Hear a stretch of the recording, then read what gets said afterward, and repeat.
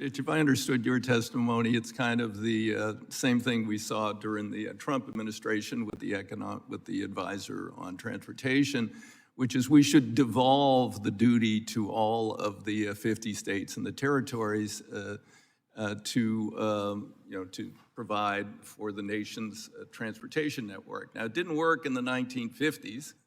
I didn't bring it today because I didn't expect anybody to go back to this stupid argument of the poster that I have, which was the cover of Life magazine, which was this brand new, beautiful ribbon of concrete, the Kansas Turnpike.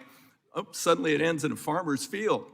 And it ended in that farmer's field because Oklahoma didn't have the money. They said, well, we'll build it, but we don't have the money. And they didn't build it till the Eisenhower program.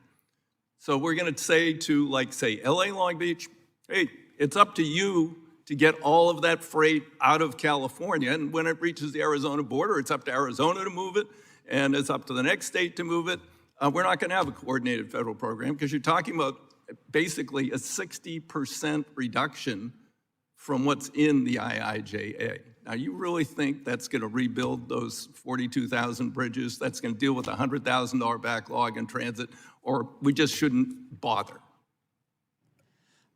I believe that there's been quite a lot of bloviation about the concept of crumbling roads and bridges, even though historically, if you look decade by decade, the quality of our infrastructure in America has in fact been improving. There are fewer structurally deficient bridges. There are fewer roads in poor condition. Right, because we have a lack of investment.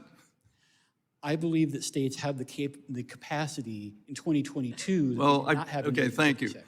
36 states, including red states, have raised gas taxes, registration fees, and every other damn thing, and they need a partner. And if we haven't adjusted the federal gas tax, I was here when we did it, 1993. It's the last time. There's been a little bit of inflation since 1993, and you want to go back to, we'll live off the gas tax and proceeds that weren't adequate back then now. So I thank you very much for your misplaced testimony. With that, I recognize the ranking member.